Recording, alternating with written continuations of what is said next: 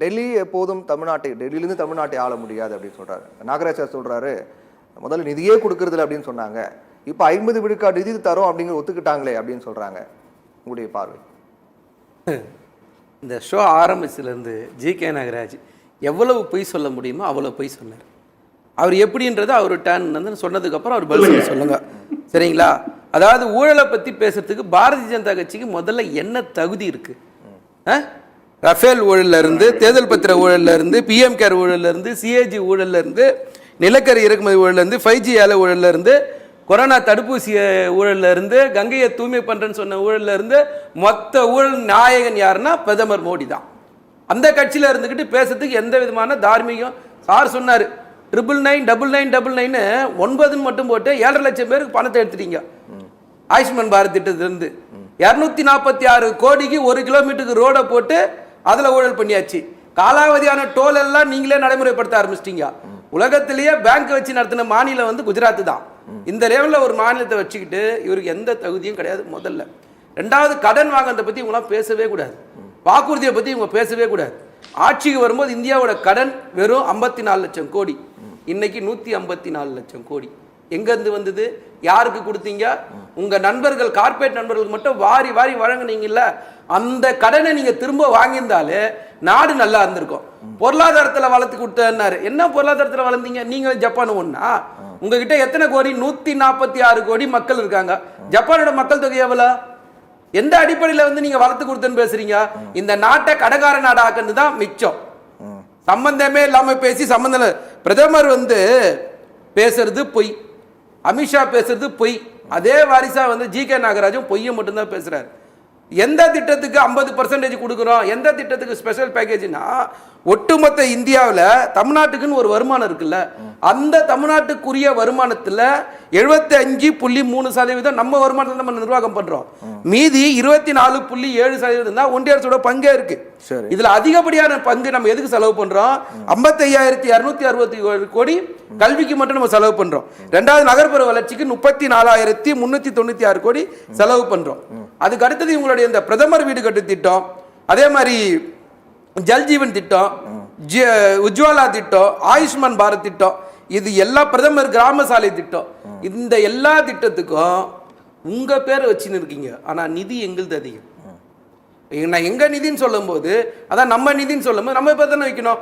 இல்லை முதலமைச்சர் வீடு கட்டும் திட்டம்னு வச்சிருங்க. எதுக்கு பிரதமர் எங்க காசு எடுத்து எதுக்கு பிரதமர் வீடு கட்டு திட்டம் பேர் வைக்கிறீங்க? அதுக்கான நோக்கம் என்ன? மத்திய அரசு நிதி இருக்குல்ல, அதுக்காக யாருக்கு அதிகம்?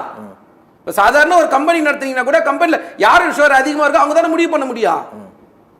இங்க ஷேர் நம்மளுது, ஆனா பேர் அவங்களுதா? எந்த அடிப்படையில் இது? ஒட்டுமொத்தமா பேசும்போது நீங்க மாநில வளர்ச்சியை பத்தி பேசும்போது பொருளாதாரத்தில் தமிழ்நாடு நம்பர் 1 மாநிலம், 9.69%. இந்த நாட்டுடைய வளர்ச்சியை 7.24% தான். நாங்க சொன்ன டேட்டான்னு சொல்றாரு. நாங்க சொன்ன டேட்டாவா? எந்த அடிப்படையில் பேசுறீங்க? தமிழ்நாட்டுடைய ஒட்டுமொத்த பங்களிப்பு 9%. பணவீக்கா தமிழ்நாட்டோட குறைவு 6.6%. இந்தியாவோட இங்க கணக்கு போட்டு பேசணும். மக்கள் தொகையோட எங்க பங்களிப்பு எவ்வளவு? 6.21. மொத்த உற்பத்தியில நமக்கு வழங்குவது வெறும் 4.079% தான் நீங்க கொடுக்குறீங்களா? நீங்க ஒரு டேட்டா சொல்றாரு, இந்த மாநிலத்துக்கு இந்த மாநிலம், அந்த மாநிலத்துடைய மொத்த மக்கள் தொகை எவ்வளவு, அந்த மாநிலம் எவ்வளவு வரி பகிர்வு கொடுக்குது, தமிழ்நாடு எவ்வளவு வரி பகிர்வு கொடுக்குது, அதையும் சேர்த்து பேசுங்க. இருங்க வர நீங்க நாகராஜ் பேசுறது மொத்தமாவே அபத்தமா பேசுறாரு. வாக்குறுதியை பத்தி பேசுறாரு. ஆண்டுக்கு 2 கோடி பேருக்கு வேலை வாய்ப்பு கொடுப்பேன்னு சொன்னாரு. கொடுத்தாரு இந்த பிரதமர் மோடி. அவங்க விவசாயிகளோட நான் குறுக்கிடவே இல்லை, தயவு செஞ்சு சொல்றேன். விவசாயிகளுக்கு வருமானத்தை இரட்டிப்பாக்குன்னு சொன்னார். செஞ்சாரா? பணவீக்கத்தை கட்டுப்படுத்துன்னு சொன்னார். செஞ்சாரா? விலைவாசி கட்டுப்படுத்துன்னு சொன்னார். செஞ்சாரா? என்ன செஞ்சார் நாடுடைய பிரதமர் மோடி? தேர்தல் வந்தா மதம், எருமாடி, இடஒதுக்கீடு, பாகிஸ்தான், சீனா, இதெல்லாம் இல்லைன்னா உங்களுக்கு தேர்தல் சந்திக்க முடியுமா? மக்களை பிளவுபடுத்தி அரசியல் பண்ணிட்டு சாதனை பேசுறீங்க. இப்போ சொல்ற நீங்க பேசுறது முதலமைச்சர் சொன்ன வார்த்தை தெளிவான வார்த்தை. பிரதமர் வீடு கட்டும் திட்டத்துல 7.5 லட்சம் ரூபாய் நம்ம தான் கொடுக்குறோம். அப்ப நம்ம பேர் தான் வரணும். அதைத்தான் பிரதமர் முதலமைச்சர் பேசினார். எங்க சதவீதம் இன்னைக்கு இந்தியன் இந்த ஹிந்துல அந்த ஆர்டிகல் பார்த்திருப்பீங்க. ஆர்டிகல் எவ்வளவு தெளிவா சொல்றது? 50% யாரு, 60% யாரு? 100% ஒரு நிமிஷம் நிதி பங்களிப்பு நான் தெளிவா சொல்றேன்னா, நீங்க போகும்போது அப்படி பேசிட்டா போவே கூடாது. ஒரு பிரதமர் பேசுறாரு, எந்த அடிப்படையில் பேசுறாரு? பிரதான் மந்திரி ஆவாஸ் யோஜனா திட்டத்துல 60% தமிழ்நாடு. அதே மாதிரி Indira Gandhi national old age pension ஸ்கீம்ல யாரோட பணம்? 100% தமிழ்நாடு எடுப்பாங்க. இல்ல அது நீங்க இன்னைக்கு தெளிவா மேலையில உட்கார்ந்து நிதி அதிகமா இருக்கு, ஸ்டேட் கவர்மெண்டோட நிதி அதிகமா இருக்கு. ஓகே, அது புள்ளிவிவரத்தோடு நீங்க குறிப்பிட்டுங்க, அது மாற்று கருத்து இல்ல. இப்போ கேள்வி அடுத்து நம்ம பார்க்கும்போது கூட்டணி தொடர்பாக பேசுறாரு. பாஜக அதிமுக கூட்டணி குறித்து பேசும்போது தொடர்ச்சியாக இந்த கூட்டணி குறித்து விமர்சனம் பண்ணிட்டு வருவதற்கு காரணம் என்னன்னா, ஒரு பயத்துல இருக்காரு அப்படின்னு அவங்க சொல்றாங்க. யாரு? முதலமைச்சர். யாரை பார்த்து? பாஜக அதிமுக. நீங்க வேற சிரிப்பு காட்டாதீங்க சார். தெளிவா நான் சொல்றேன் ஒரே விஷயமா, இந்த அலையன்ஸ் ஒரு அலையன்ஸா? 14 தோல்வி வாங்கியிருக்கு பரிசா மக்கள் கொடுத்துருக்காங்க. இது ஒரு அலையன்ஸ், இதை பார்த்து நாங்க பயப்படுறோம் நீங்க சொல்றீங்க. எப்படி இந்த கேள்வி கேட்க தோணுது? பாஜக ஒரு கூட்டணி தொடர் தோல்வி. ஒண்ணு, மக்களுக்கு எதிரான சட்டங்கள் நீங்க கொண்டு வந்த எந்த சட்டத்தையும் யாரும் மறக்க மாட்டாங்க. தெளிவா புரிஞ்சுக்கணும். வேளாண் சட்டத்துக்கு பிரதமரே திரும்ப பெற்றாரு. அதுதான் அண்ணன் கல்கி பிரியன் தெளிவா சொன்னாரு.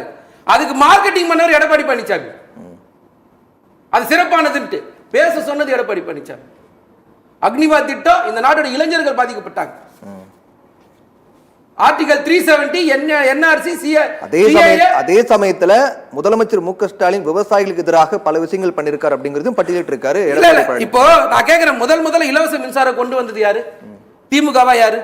சொல்லுங்க, நான் கேக்குறேன் தெளிவா. அதே மாதிரி தலைவர் கலைஞர் தான் முதல்ல ஒரு விஷயத்தை புரிஞ்சுக்கணும். இங்க கடனுக்கான வட்டியை குறைச்சது தலைவர் கலைஞர், விவசாய நலவாரி அமைச்சது தலைவர் கலைஞர், அதே மாதிரி வேளாண்மை கூட்டுறவு வங்கிகள் ஆரம்பிச்சது தலைவர் கலைஞர், பாதை வரின்னு ஒண்ணு இருந்தது, அந்த வரியை ரத்து பண்ணது தலைவர் கலைஞர். இன்னைக்கு வேளாண்குன்னு தனி பட்ஜெட் போடுற மாநிலம் தமிழ்நாடு. ஒன்றிய அரசு இருக்கா? அதேதான் எதிர்க்கட்சி தலைவர் பட்டியலிடும்போது இன்னைக்கு நெல் உற்பத்தியில தண்ணீரை பெற்றது மட்டும் இல்லாம 22 லட்சம் ஏக்கர் விவசாயத்துல 122 லட்சம் மெட்ரிக் டன் நெல் உற்பத்தி பண்ணியிருக்கோம். இது சாதாரண விஷயம் நீங்க நினைக்கிறீங்களா? சரியான நேரத்துல மேட்டூர் அணையை திறந்திருக்கும். அதேதான் மீத்தேன் ஹைட்ரோ கார்பன் திட்டத்துக்கு அனுமதி கொடுத்தது முதலமைச்சர் மு க ஸ்டாலின். அதே போன்று அதாவது ஒரு மாநில அரசுடைய கட்டுப்பாட்டுக்குள்ள இருக்கிற ஒரு விஷயத்துக்கோ ஒன்றிய அரசுக்குள்ள கட்டுப்பாட்டுக்குள்ள இருக்கிற விஷயத்துக்குமே எடப்பாடி பழனிசாமி வித்தியாசம் தெரியாது. ஒரு நிமிஷம் நான் சொல்லி நீங்க அப்புறம் கேளுங்க, நான் கேட்க வேணாம்னு சொல்லு. இலவச மின்சாரம் கொடுத்தது இல்லாம இந்த 4 வருஷத்துல 1,65,000 பேருக்கு மேல இலவச மின்சாரம் கொடுத்திருக்கோம். உழவன் ஆப்னு ஒண்ணு உருவாக்கி இந்தியாவிலேயே மின்னணு விவசாயத்துல நம்பர் 1 மாநிலம் தமிழ்நாடு. இதெல்லாம் நாங்க சொல்லல,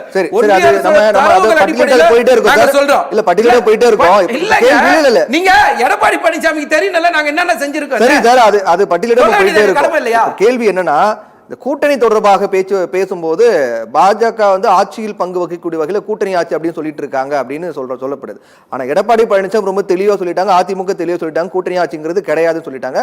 அதுக்கு பிறகு கூட அந்த கேள்வி முன்வைக்கப்படுறது காரணம் இல்ல, பருத்திவீரன் படத்துல வர காமெடி மாதிரி தான் கேட்கணும். அதையா நீ சொல்ற, உங்க முதலாளி சொல்லு. நீ ஏன் சொல்ற? இங்க யார் முதலாளி? முதலாளி அமித்ஷா தான். அவர் தான் சொல்றது. அதிமுகவுக்கு யார் தலைமை? அதிமுக யார் தலைமை? இல்ல நான் என்ன கேக்குறேன் தெளிவா. அதிமுக தலைமை இல்ல பிரவீன், தெளிவா கேக்குறேன். இல்ல அதிமுக தலைமை யார்? தமிழ்நாட்டுல ஒரு கூட்டணி தொடர்பா ஒரு அறிக்கை வெளியே வருது. கூட்டணி தலைமை யாருன்னு சொல்றீங்க? எடப்பாடி பழனிசாமி சொல்றீங்க. எடப்பாடி பழனிசாமி அந்த இடத்துல பேசணுமா பேசக்கூடாதா? இல்ல அதுக்கு பிறகு விளக்கம் கொடுத்தாரா சார்? அது என்ன விளக்கம் கொடுத்தாரு? இல்ல அங்க பேசல யார் பேசினா? அப்ப யார் பேசினா? அமித்ஷா தான் பேசினார். அப்ப யார் முதல்ல இந்த கட்சிக்கு? அமித்ஷா தான் முதல்ல. முதலாளி சொல்லிட்டாருன்னா முடிஞ்சு போச்சு. அதிமுகவுடைய தலைமை அதிகாரப்பூர்வமா அறிவிச்சிட்டாங்க, கூட்டணி ஆட்சி எல்லாம் கிடையாது சொல்லிட்டாங்க. இல்ல நீங்க அறிவிங்க, அறிவிக்காம போங்க, கொடுக்காம போங்க, அதனால எங்களுக்கு எந்த பிரச்சனை இல்ல. அதுக்கு முதல்ல நீங்க ஆட்சிக்கு வரணும். பாஜக என்ன சொல்லட்டும் சார், முதல்ல நீங்க ஆட்சி பாஜக என்ன சொல்லட்டும். இல்ல எனக்கு புரியுது, அது புரியுது. அதனால நீங்க முதல்ல ஆட்சிக்கு வரணும். இதெல்லாம் நடந்தா தானே நீங்க சொல்றது நடக்கும். அதனால எதுவும் நடக்காது. தமிழ்நாட்டு மக்கள் 15வது வெற்றியா 2026ல முத்துவேல் கருணாநிதி ஸ்டாலின் மீண்டும் முதலமைச்சர் ஆக்குவாங்க. நம்ம பார்க்க தான் போறோம். தமிழ் கட்டாய பாடம். ஒரு நிமிஷம். தமிழ் கட்டாய பாடம் சட்டம் கொண்டு வந்தது தலைவர் கலைஞர். அவர் போய் படிக்க சொல்லுங்க. படிக்காம இருந்தா நாம இருக்க கிடையாது. ரெண்டாவது இருப்பு காலம் சொல்லிட்டு 4500 வருஷத்துக்கு முன்னாடி தமிழன், திரும்பவும் சொல்றேன், நாகராஜ் தமிழன் நான் நம்புறேன், நான் தமிழன், அக்னீஸ்வரன் தமிழன் நான் நம்புறேன். தமிழனுடைய தொன்மை இரும்பு உருக்கி பயன்படுத்துற காலம் நீங்க எங்களுக்கு தெரியும், நாங்க தமிழர் தான். நீங்க நாங்க விவசாயி தான். ஆனா சில பேருக்கு பயம், ஐயோ நம்ம தமிழருக்கு தெரியாம போச்சு, ஐயோ நம்ம மோடி பேசும்போது தெரியுமே, உலகம் நம்மள நம்புது, நாங்க தமிழர்கள் தான், நாங்க தமிழர்கள் தான். அதனால ஈழத்துல தமிழர்கள் ஒழிச்சீங்க. தமிழ்நாட்டுல முதலமைச்சர் கலைஞர் தான் ஈழத்தை அழிச்சது. தமிழனா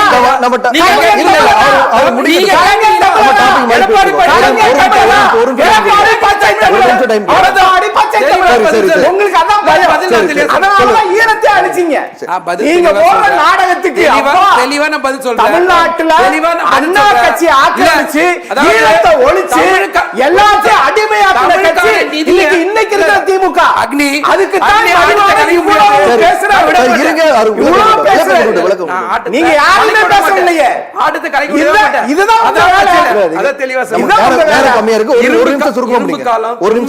தமிழன் காலம் சொல்லி கண்டுபிடிச்சு சொன்னோம். அது அங்கீகரிச்சீங்களா? ஒண்ணு. ரெண்டாவது, தமிழுக்கான நிதியை குறைச்சிருக்கீங்களா இல்லையா? ரெண்டாவது. மூணாவது, விளையாட்டு உட்பட எல்லாத்துக்கான நிதியை குறைச்சிருக்கீங்களா இல்லையா? அதே மாதிரி வந்து இல்லாத மொழி சமஸ்கிருத நிதி அதிகரிக்கிறீங்க. இல்லாத சரஸ்வதி நாகரிகத்தை இதே நாடாளுமன்றத்துல நிர்மலா சீதாராமன் சொன்னார். அதையும் தான் சொன்னார். சேர்த்து பதில் சொல்லுங்க. எங்க இருக்குது தூய்மை கங்கை நிதின்னு ஒண்ணு பேசுனீங்க, அது எங்க? கீழடியில இல்ல ஒரே கடைசி கேள்விதான்.